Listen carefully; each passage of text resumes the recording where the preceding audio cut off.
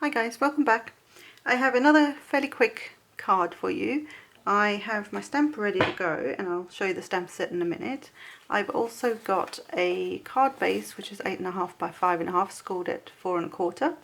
I have a white panel that is 4 by 5.25, and I have these 3 different colour snowflakes, which I will show you how I've done that in a second.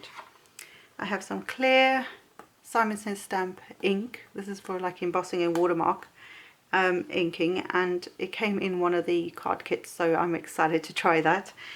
And the sentiment is coming from Fawn's Christmas Dreams. We're just going to have a simple Merry Christmas. I thought, why not? And to heat emboss it, we're going to use Nouveau's Nouveau's embossing powder in the classic silver. I really like this one and the gold one because it's very smooth when it's finished, but it's almost got like a matte sort of finish as well. I really like it. Then the snowflakes were cut from some old Stampin' Up cardstock, and this is the, I think these two came as part of, with another colour, as part of like a celebration thing, and this is their standard silver. I don't even know if they carry this stuff anymore, but this is the like glimmer or glitter cardstock that they had, and I have a little bit of it, so I thought I'd use those 3 colours.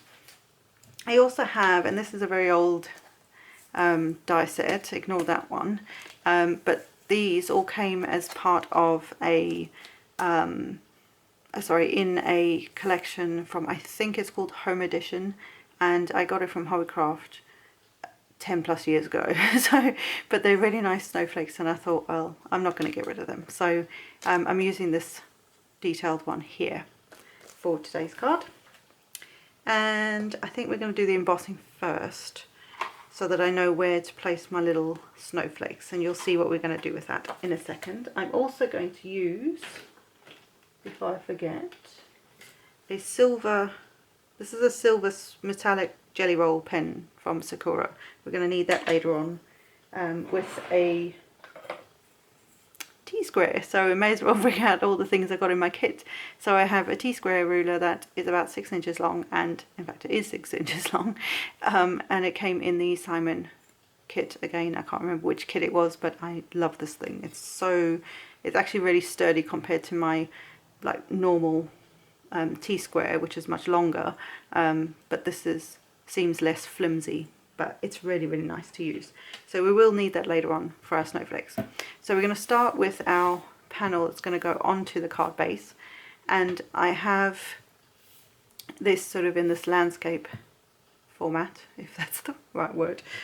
And to start with, I'm going to just use this is a embossing buddy. You can use any other powder tools, there's loads of them out there, just to get some powder on there. And what it does, for those who don't know, is it takes off the excess oils that might be on your hands from hand lotions, from just everyday stuff. It takes them off, or releases that from the paper, so that when you stamp and put your embossing powder on, the embossing powder is only going to stick to where you've stamped. Otherwise you'll end up, as I know, you'll end up with speckles everywhere. So I have the ink that, oh, that is very sticky. So I have the sticky, it's a clear sticky ink, basically, kind of like a glue ink, but it's not glue, but it's nice and sticky. So we're going to ink that up, and then I'm going to just go roughly in this sort of bottom corner-ish, about there, and just stamp down and then release it. And then I do have one of these little coffee filter things. You can use a piece of copy paper folded in half, it'll do exactly the same thing. And then we're going to sprinkle on the embossing powder and tap it off. Don't flick it off, because if you flick, you're going to land up with flicking most of that off. So just tap gently and you should get good coverage on there. So I'm just going to pop that there for a second. Then we can use the filter to, she says, carefully put this in, back in there. And I don't know where my bin's gone, but that's fine. And then we're going to heat set this. So this is going to get loud.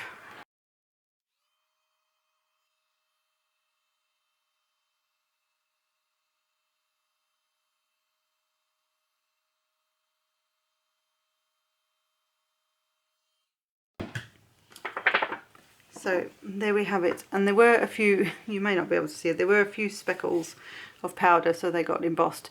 Because of what it is, I'm not worried. So if you want that sort of super clean look, just be aware of what speckles you've got. You can use a dry paintbrush just to dust them off before you heat set it. Obviously once it's heat set, it's set. So now that we have that, and it is a bit warped, but we're not going to worry too much about that at the moment. So that's the stamping and embossing. Then I'm going to bring in my snowflakes, and I want to just arrange these as if they're hanging. So I say this is a very easy thing to do, very, very simple. So I'm going to have maybe that one there, this one off here, and I'm kind of clustering them this side, and then this one somewhat in the middle, something like that.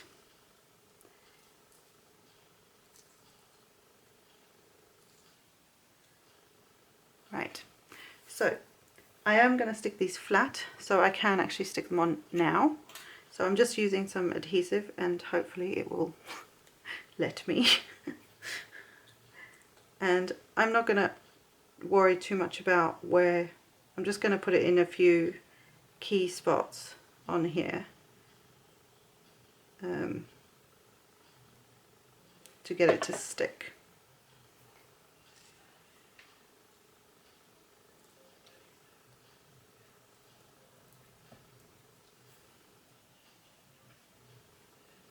And it's pop a block on there. Next one on.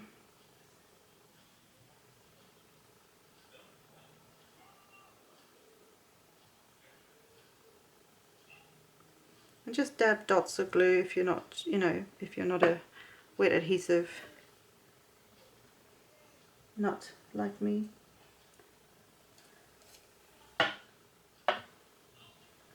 just get that like so. And then again with the third one.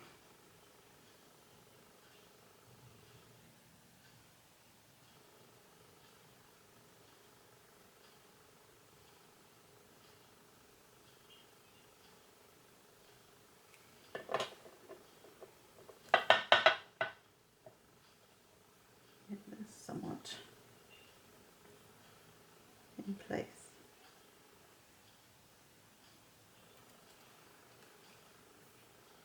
And then I'll just leave that to with a block on it just to help it dry. So while that's doing that, let's grab the card base. I've already pre-scored my card bases, or base. So this makes it a little quicker for this.